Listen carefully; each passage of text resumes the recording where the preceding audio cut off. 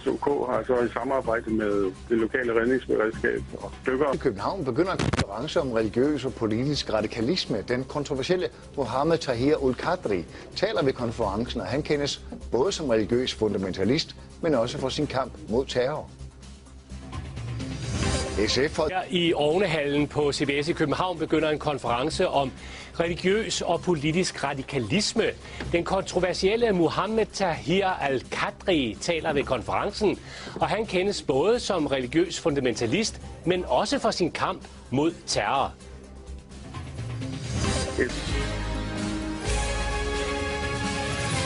God aften, velkommen på News. Professor og religiøs lært Mohammed Tahir al-Qadri har skabt en voldsom debat forud for en konference om religiøs og politisk radikalisme, der åbner her i København om 2 timer. Den holdes i Ovnehallen på CBS i København, og socialminister Karen Hækkerup skulle have været en af talerne, men hun har meldt afbud, fordi hun ikke vil være i stue med Mohammed Tahir ul-Qadri. Han er ellers en kendt stemme mod terror og har holdt foredrag verden over. Og med fra Ovnehallen på CBS har jeg nu Dr. Tahir ul-Qadri. Dr. ul-Qadri, welcome back on TV2 News. Your presence and participation in today's conference has created a heated debate in Denmark about your person and the apparently different views that you hold on Sharia and human rights. Let me play 2 clips for you. The first one is what you said to me here in the studio a few days ago about the young girl in Pakistan who is accused of blasphemy because she might have burned some pages from the Quran. And here you talk about the blasphemy laws in Pakistan. Let's listen. I differ with the procedural and administrative, all procedural law of this matter. I have many reservations. I have difference of opinion. And this law needs a lot of reforms and amendments. And I do not support this law as it is being practiced in Pakistan. So, no doubt about it, you say that you are against the way the law is practiced in Pakistan, where the punishment for blasphemy is death. But here's another clip that we have found in Urdu, where you talk about the same laws, but in a totally different way. Let's take a listen. मैं stand ये ले रहा था और यही कानून बनवाया.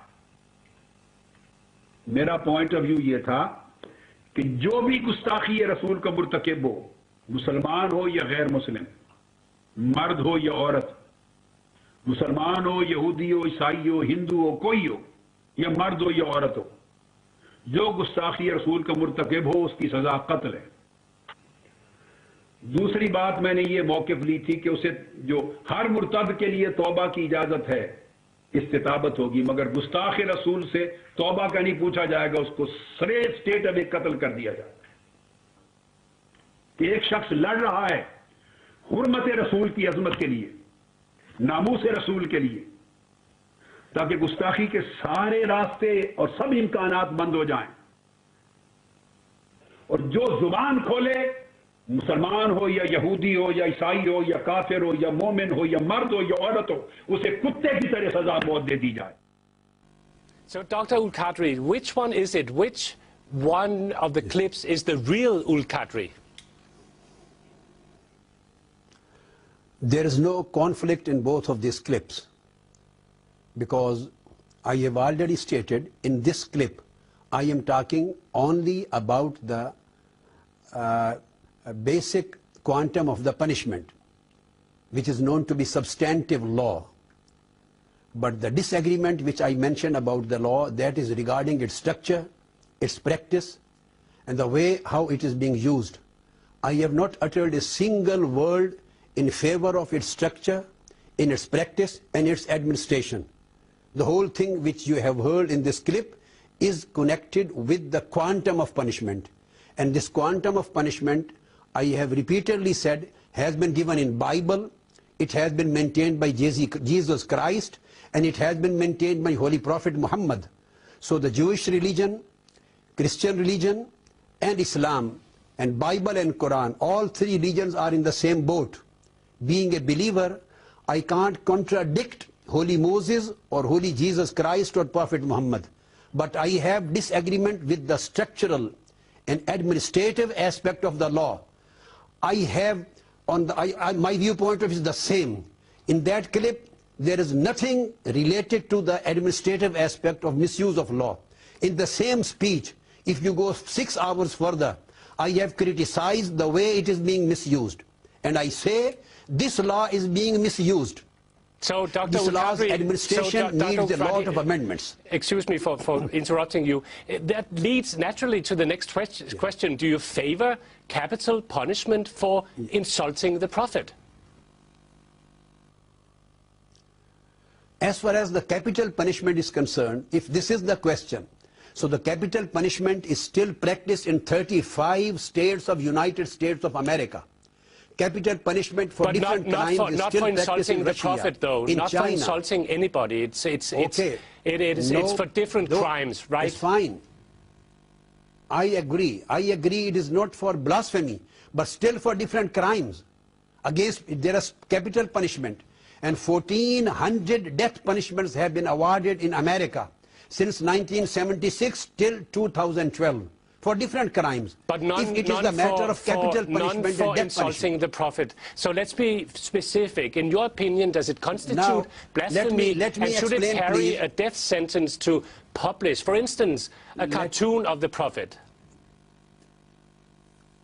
Let me explain, please, one thing. This blasphemy law in Pakistan was made 27 years, 28 years before. But for the last 28 years, none of the person who was charged has been sentenced to death. This is the history, and I am quoting the record. The judiciary of Pakistan is so sensible and reasonable. The judges of Pakistan are so knowledgeable that none of the person charged against blasphemy has been sentenced to death up till today. So this is a different matter. Right, Doctor, it has now been noted that you are for the blasphemy laws and you are for capital punishment, but not the way that it apparently is carried out or mandated in Pakistan. So let's be specific. And in your opinion, does it constitute blasphemy? And you should know that blasphemy is probably in Denmark different or interpreted differently than it is in Pakistan. So in your opinion, does it constitute blasphemy, and should it carry a death sentence to publish, for instance, a cartoon of the Prophet? Whatever was done in Danish newspaper, I agree. Danish is not an Islamic country. And there is no right of any Muslim community to claim Islamization of Denmark. Sharia is not to be enforced in Denmark. Islamic laws and penal system is not to be enforced in Denmark. So it will never be applied here. This is just a matter in the Islamic countries. I believe in democracy. Parliaments have their own choice to make the blasphemy laws or not to make. What kind of punishment they want to formulate and what kind of not. So Danish parliament has its own right, freedom. So I would say no punishment for the cartoons publisher newspaper here in Denmark. So what about in Pakistan? Non-Muslim society and non-Muslim state. So what in Pakistan is a cartoon or burning, for instance, the Quran and other holy books, as despicable as it might be to some people, should it carry a death sentence in Pakistan? So in Pakistan, for example, we will go to the law made by the parliament, the present law of the land. But the question is, it is to establish whether this is a false accusation. For example, in this case, when the girl, as it is stated, she was a minor, 9 or 11 years old. She was suffering from Down syndrome. If this is the case, then no punishment is to be awarded on that girl according to the Islamic law. Second thing, we need the quite big evidences. Sometimes laws are misused. The powerful political people, they lodge a false accusation against minorities and against poor people, and they wrongly create this kind of law in order to take a revenge, their own personal matters, their revenge. So I would say that this kind of misuse should be stopped. A big radical change and reformation is needed in this law so that the minorities are not exploited, minorities are not harassed, minorities are not misused, and this law is not wrongly applied on them. And any act which goes against the rights of minorities is also necessarily to be protected by the Islamic law. So Islam does not allow anybody to to misuse a law against minorities, this is the law of Quran and this is the law of the Sunnah of Holy Prophet. If anything is misused, the law of murder is misused in Pakistan. Many other laws are misused. Influential people in their society, they take wrong benefit of the laws. They create influences of the police or stations and police officers. Situation is slightly different in Western societies and Pakistani society. That's why I would say that these laws need very carefully to be amended in its structure, in its administration, but way and method it is applied, Kadri, so that the minority rights are protected. I totally understand what you're saying, but this girl might be belonging to a minority. I guess she's Christian and she's a minor. But had she been 16 or 18 or whatever the legal age is, should she be punished according to the law that you apparently supported just a few months ago? Yeah. If she's found guilty, I mean. Yes, I say whatever the reports are saying, whatever the reports up till now I was able to read from different newspapers, nothing establishes proper blasphemy against her. If I was there as a judge, I would have released her. And if any injustice goes against her, I will still go there to protect her right and her life. But if she is found guilty in a court in Pakistan, should she be punished according to the Sharia law? That's my question. Why we talk of the Sharia law? We should talk of the law of Pakistan. This is the law which was made by the parliament. And still now, Asif Ali Zardari is the president of Pakistan. Benazir Bhutto was the prime minister of Pakistan. 28 years have passed. Many democratic governments have taken there. They have made dozens of amendments in the constitution. Why they don't make amendment in the constitution and the law? Those democratic and popular governments and duly elected governments, why they don't make this kind of amendments? I have been asking them many times. But the still, society needs an amendment. My question to you is, if she is found guilty, or if anybody is found guilty of blasphemy, should they, according to your opinion, be punished with capital punishment? I will go again to the answer. If caricatures or cartoons are published in Danish newspaper, we have no right to enforce our kind of laws on the Danish society. In the same way, Danish society should learn to respect the laws of other parliaments.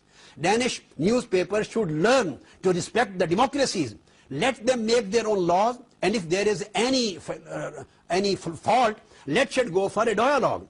Let's discuss in a democratic way instead of interfering with each other's laws. So Pakistan has no right to interfere with Danish laws and Danish law of freedom of speech and expression. In the same way, the Danish newspaper society should have no right to interfere with the Pakistani laws. Our collective platform can be a UNO. We can have a democratic dialogue with the governments, with the parliaments. We can have an exchange of views. But laws of one country are not going to be enforced in other countries. And I am not in favor of interfering with one another laws in the country. I am total Democrat. I believe in democracy. I believe in freedom of choice. Dr. Kadri, thank you very much for your time. It was a pleasure talking to you.